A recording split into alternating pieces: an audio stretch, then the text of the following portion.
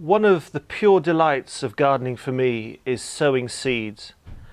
Every year since I was a tiny kid, since I first did it, there's something magical about putting those dry little dusty things into a seed tray of compost and the magic of watching them grow up into new plants. The pleasure and enjoyment of seeing them grow, of nurturing them, looking after them, killing slugs if they're going to start to eat them, and then getting to the point where we are at now, which is transplanting or potting up the seedlings from the seed tray into their own individual pots.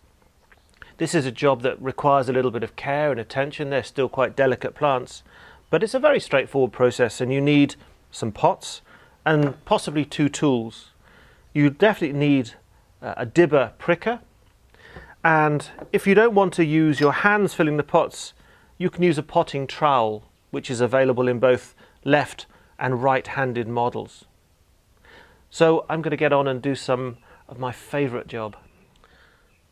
I find potting up seedlings a very relaxing, tranquil job. It's just a repetitive motion, it's very calming, and it's very easy as well.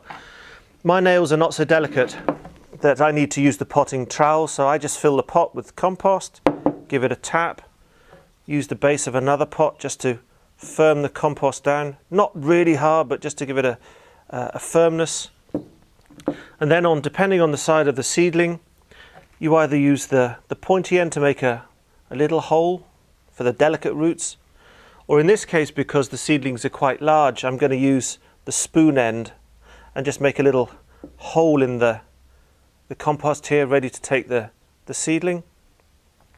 Then it's a matter of getting in, reaching in, using the spoon end just to get as much of the root as you possibly can with the seedling, being gentle both with the roots and also the stem. If it's a young seedling, these are quite mature, then they're very delicate, and you only hold them by the two leaves at the end.